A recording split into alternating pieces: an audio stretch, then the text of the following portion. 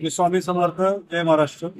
मी गणेश शंकुश जाधव, सातारा जिल्हा परिषद पंचायत समिती नायगाव गण क्रमांक 3 मधून शिवसेना उद्धव बाळासाहेब ठाकरे पक्षाच्या मशाल या चिन्हावर नायगाव गणामधून उभा आहे. मी स्वतः पत्रकार आहे, परंतु जे स्थानिक भागातील सारख्या दल बदलू नेत्यांमुळे आणि स्वार्थी प्रवृत्तीमुळे जी राजकारणाची गटारगंगा झाली आणि ती गटारगंगा कुठेतरी चांगल्या आणि अभ्यासू व्यक्तींनी त्यामध्ये प्रवेश करून साफ केली जावी, या एका उदात्त हेतूने मी ही पंचायत समितीची निवडणूक लढवत आहे. आमचा नायगाव गण बघितला तर नायगाव गणामध्ये हायवेच्या वर केसुर्डी, सांगवी, नायगाव, साळव आणि कवठे ही 5 गावे, तर हायवेच्या खाली धनगरवाडी, पिसाळवाडी, लोणी, भोळी, माने कॉलनी, शेकमेरवाडी, तोंडल, भादवडे आणि मोरवे ही हायवेच्या खालची गावं आहेत. परंतु दरवेळी आमच्या तोंडल असेल, मोरवे असेल किंवा लोणी, भोळी, माने कॉलनी या गावांना, पिसाळवाडी असेल, या गावांवर पक्ष नेतृत्वाकडून कायमस्वरूपी अन्याय केला जातो. दरवेळी फक्त पैशाच्या ताकदीने कमी म्हणून आमच्या गावाकडच्या उमेदवाऱ्या डावलल्या जातात आणि त्याच्यामुळं राजकीय जडणघडणीमध्ये सुद्धा हा भौगोलिक असमतोल दिसून येतो. आणि प्रत्यक्षात निवडणूक प्रक्रियेदरम्यान या पैशाच्या गलेलट्ट उमेदवारांकडून या छोट्या गावांमध्ये अक्षरशः नंगा नाच केला जातो. म्हणजे अगदी आता आमचं तोंडल 1000 मतदान आहे, पण आमच्या गावामध्ये 250 उंबरा आणि या गावामध्ये रोज दोन्ही पक्षाचे उमेदवार दिवस रात्र ठाण मांडून बसलेले असतात.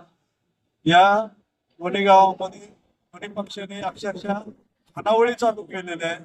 म्हणजे जे मत ही लोकशाहीमधली सर्वात पवित्र प्रक्रिया आहे, या मताने निवडून दिलेला लोकप्रतिनिधी हा भागातील लोकांची कामे करण्यासाठी असतो.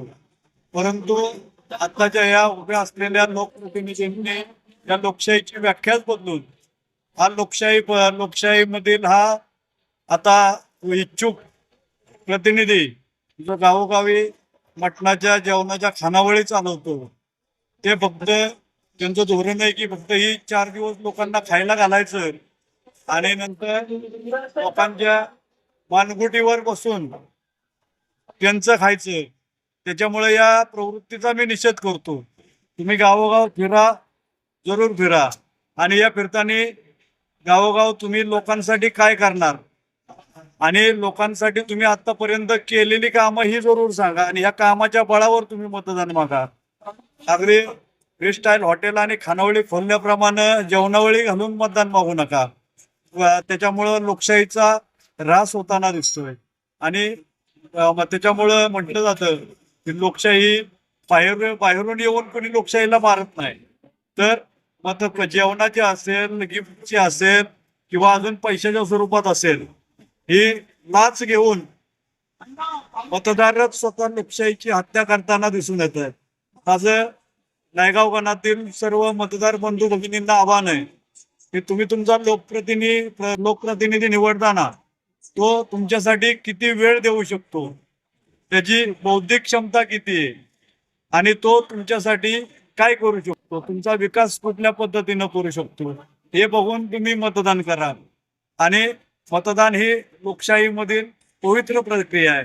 त्याच्यामुळं नायगाव गणातील सर्वच्या सर्व मतदारांनी 100% मतदान करा आणि हे मतदान करताना अंधाराला घालवण्यासाठी, ज्ञानाचा, अध्यात्माचा, वैराग्याचा उजेड पाडण्यासाठी शिवसेना उद्धव बाळासाहेब ठाकरे पक्षाची मशाल घेऊन मी उभा आहे.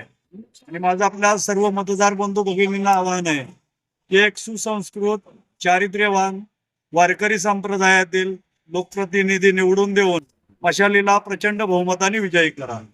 जय महाराष्ट्र.